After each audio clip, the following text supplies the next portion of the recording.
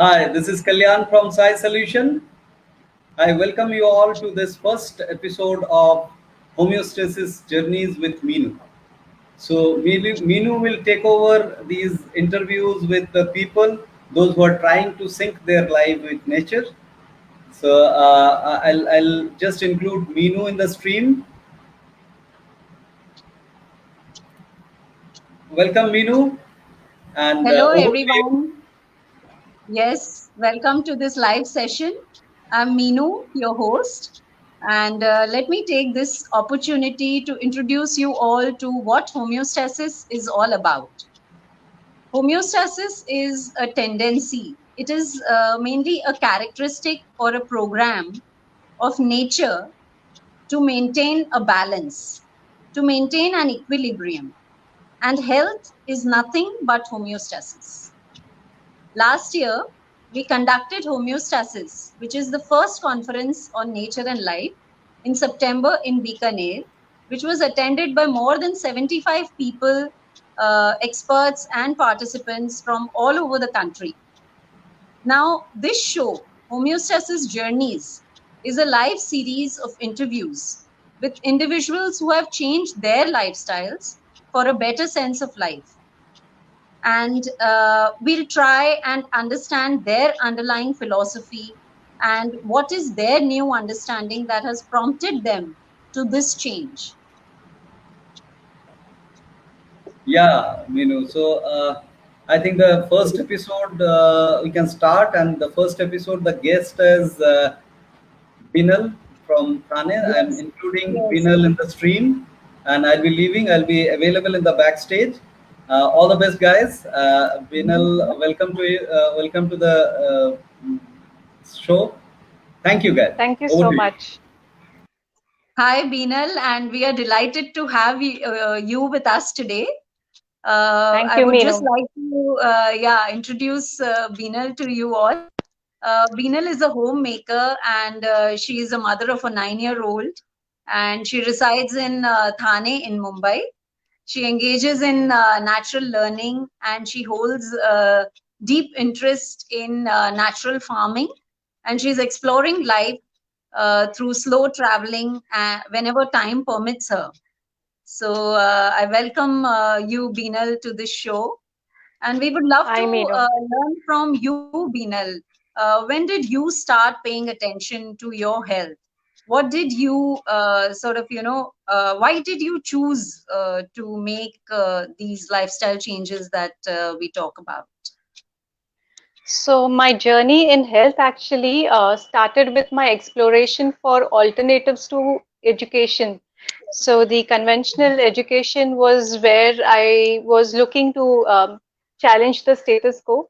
I was also exploring farming, natural ways of farming, and it was during one of those things of curiosity, that journey, that led me to kind of got introduced to this whole new world of health, which was natural healing.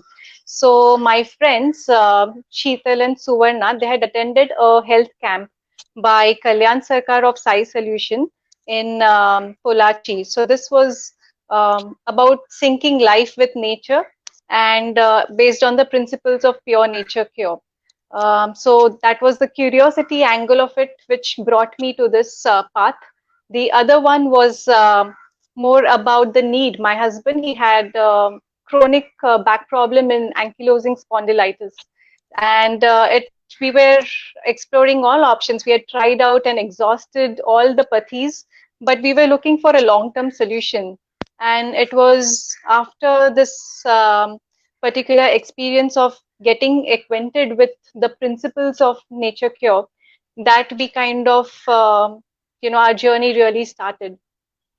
Great, great, Beenal. So please share some of your new understandings with us. What prompted you to leave your conventional lifestyle and move over to a natural lifestyle? So, like I said, when I was exploring on this journey, so it started 4 years ago.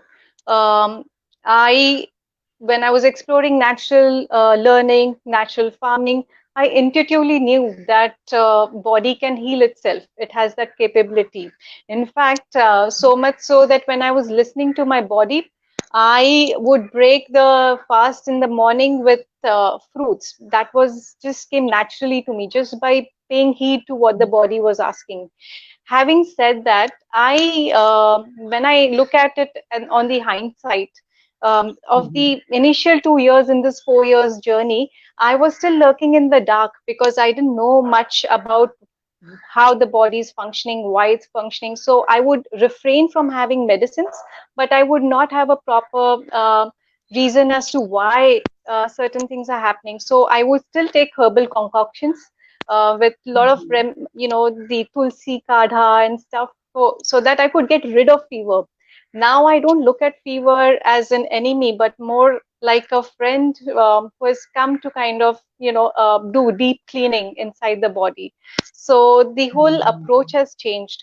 So now when I look back, so it's only of these 4 years, it's only in the last 2 years that I would say my journey has really started. And the way it has Wonderful. changed for me has been the fact that I'm looking at the same thing with new lens. Like I mentioned Mhm. about fever, the other thing is I feel more empowered now. We don't have a family doctor now, so we have reclaimed, our health in our own hands. We don't have specialists, or we have not outsourced it to anyone, and that's, I think, a big, Mhm. big change. And I would So, another. mainly, Binal, how did you start implementing the learnings in your daily life? Like, how is it different? What is it that you do differently from earlier? So the lifestyle has changed, and it's a very slow process. We have so the way the approach has changed in a way that first I've understood what this whole concept or what the rationale is of why you're doing what you're doing, and that's the framework that the nature has given all of us. Having said that, I have put in a formula which would be suited for me myself as an individual. So one of the biggest change that I've made is to establish a two-way communication with my body. So initially it was just me imposing on the body. Now the body is telling me something back. It's giving me a feedback, and I think that's one of the cornerstones of this particular path, wherein you listen to your body. What is it saying? And you also um, take a step back, what is called as conscious inaction or the art of do nothing, wherein you let nature take its course, because I've realized that we are nature, we are not different from it. So what applies to nature is Mhm. exactly what applies to us. So the So, whole idea what was. challenges do you face when you sort of what challenges do you face mainly when you live this kind of a lifestyle? The biggest challenge I think I have faced is the world that we are living in. We are not living in a jungle. So we are all Mhm. surrounded by all sorts of stimulations, temptations all around. So Mhm. it's very difficult to have like a single approach and not look elsewhere like a horse. But so that's one thing. And the other thing is, yes, you are going against the flow. So it's very difficult to explain everyone, the whys, unless, of course, someone is seeking it. So that's been challenging.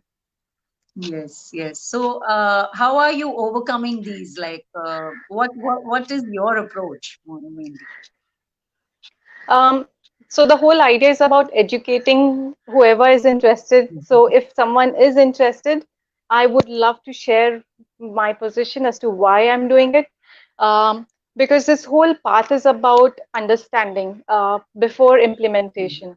And that's the crux of it. Because, before, like I was talking about my journey that I'd started off and I knew that the body could heal itself, but the moment the fever would go to beyond a certain point, I would kind of be scared.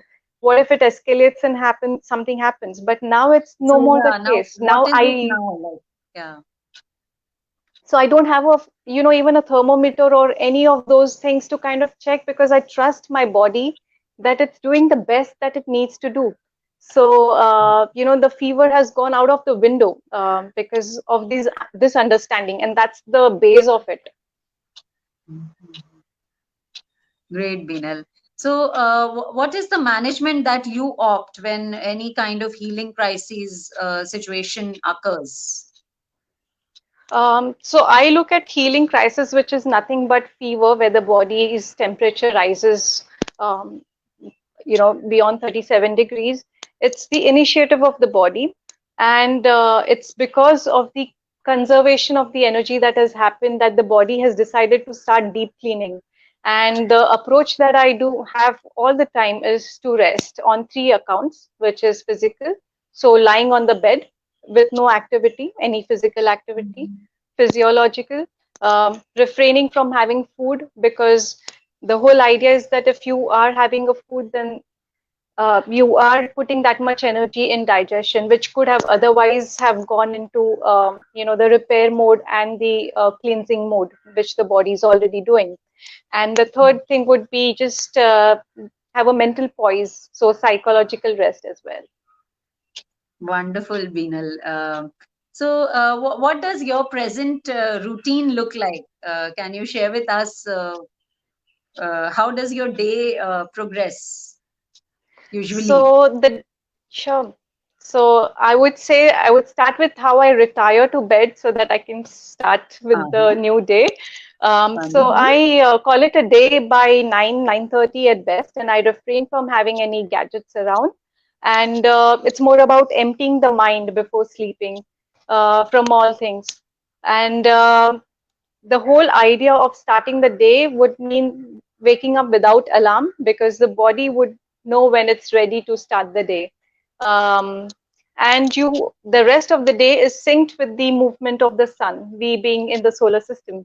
So it's the circadian rhythm. So in the morning, the first half, which is all about elimination, the body is trying to um, cleans itself. So that's the time when no input is given to the body. So I don't have food until I feel hungry, but generally I do um, feel hungry by around 10. So I have coconut water followed by fruits, because it's easier load on the digestion. There's not much energy required in that aspect. I follow it Mhm. up in the rest of the day with a cooked meal, which is more like a whole plant-based diet, and a salad bowl in the evening before 6. So it ends up like a intermittent fasting of 16 hours. And I'm the really day, enjoying the way you are explaining everything with the reason behind it, the circadian rhythm. So it's nice to know all the reasons why you are doing all these things. Wonderful. sure.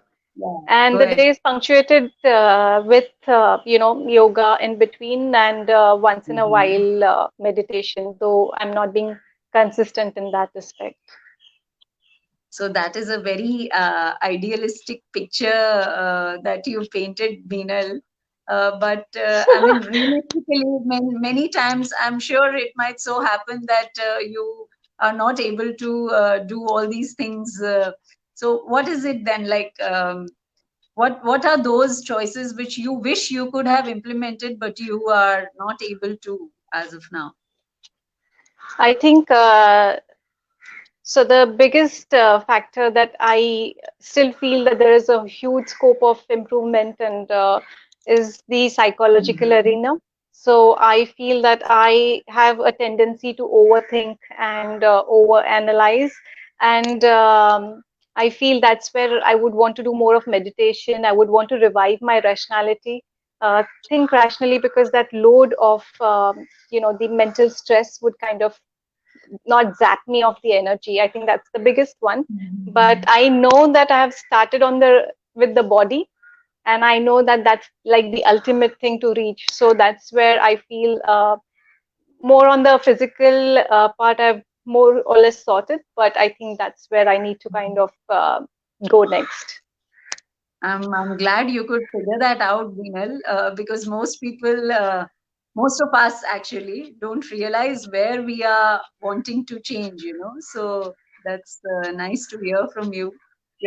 Sure. You're quite sorted that way, I think. I know Wonderful. that, So yeah. how do you ensure like consistency in maintaining your lifestyle, and what is it that keeps you going on this path, which is like sort of moving against the current where everybody else is doing differently, and you, because you understand disease now, and that it is a needful process, so now you are doing things differently. So what is it that keeps you going? I think first and foremost, what built my conviction was the first healing crisis. I could sail through it, and I got a lot of confidence that got boosted because I could sail through it, and not just for me, but my son as well, for my family. I could see that in my husband as well. So that was a big confidence booster, and it kind of, fortified the conviction to a next level. Having said that, it's the community which keeps you going. So we have this alumni group of Sai Solution. We kind of get to know about other people. For example, while attending last Mhm. year's homeostasis in Bikaner, in our train journey, we had a more experienced couple in Pinky Kaur and Surinder Pal Singh ji. And they have been living this lifestyle for 15 years. And it's like consistently they're following the path, and that kind of motivates you that you have someone to look up to. Yes, yes. I'm sure community always helps. So, It what does. what do you do to further grow your understanding, Binal, like about health and life as a whole? Uh, yeah. So I feel that the core principles is so if we look at life as a pyramid, the core principles on which the life is based on, it's like the foundation. It applies to all walks of life, may it be Mhm. farming, may it be learning, may it be health. So that common thread is the conscious inaction, the art of do nothing. And I feel that if we could, after understanding life, let things go accordingly, so not deviate from So the path by but doing thinking. nothing, by saying that the art of doing nothing, I think what I understand is that you mean to say that let things take their course, is it? Or sort of understand what is happening and then consciously make inaction a practice. So, for example, if I have fever, I would not intervene in that process by having any medication. Yes, so May it be non-intervention. herbal. Exactly, because any suppression would make, for example, in case of health, if I were to suppress it even with the herbal thing that I was doing before, it would kind of make it chronic because it would suppress it somewhere in the deep layer and it would come out few years down the line in a much bigger way. So here I know that the body is doing, trusting that the body's wisdom, in this case, even nature's wisdom, because we are part of it, and then being witness to it and consciously. So you could have done it, but you don't act. For example, as a parent, I apply this technique as well because, what you can give to a child is that environment of trust and freedom that the child wants to learn. And then you take a back seat. You trust the process that the child wants to learn, and then you don't call the shots, you follow. So you are again in the mode of conscious inaction all through, and you are a witness. You can intervene, but by intervening you are harming that flow. So that's where it is, and I find this like it applies everywhere. So it's I was just going to ask how is this lifestyle helping you in different walks of life. So it's nice to know. I mean, in the work front or even in relationships, do you think it affects somewhat? It does because one common thread, like I mentioned, was conscious inaction. The other thing I feel is the environment that you provide. So even in relationship, if there is trust and if there is mutual respect, that's the base, and you look at that. So the whole idea is that you try to look at that person with new eyes every time without the baggage of the past. Having said that, I've not reached there, but that's where I know that I need to kind of sink in. Can I look at someone afresh every time, anew. And Amazing. I feel Amazing. that's where it would apply. So environment is, for example, if you ask a farmer who is, giving out great yields, he would say that I would rather look into the soil health so that I can get Mhm. better fruits. So if I look after the soil, I think you're sorted. Similarly with the body, if I can give that condition right, which is Mhm. conducive for it to thrive, then there is no kind of looking back. Wonderful. It's amazing the way you're expressing this, Binal. And it takes a strong conviction to change habit patterns. And I hope you continue to question, understand, and grow. So thank you Thank so you. much for coming on air with us, Binal. It Thank you was for this wonderful to have platform. your vision. Thank you. Thanks, Yes. guys. It was really engrossing. I was engrossed to this discussion. Thanks a lot for sharing all these things. Thank you, Binal. Thanks for Thank joining you us. for being the mentor, Kalyan. Thank you so much. It's a pleasure. It's a pleasure. Right. Thank you. Bye bye, Binal. Bye. So, yeah, in the next episode of Homeostasis Journeys, we will be having Nandini, who is an advocate turned natural farmer from Delhi. And she will be sharing her reasons of lifestyle changes with us, which is going to be on the 24th, which is a Friday, the coming Friday. And yes, if you or anyone whom you know, um, who have made any changes based on understanding the rationales behind it. No matter how small the change is, do connect with us. We are all ears to know the reasons. So, thank you all for watching, and I wish this instigates hundreds of questions within you and a process of inquiry begins. Thank you so much. See you on Thank you, Friday, guys. guys. Bye bye. Bye bye, all of you. Thank you, sir.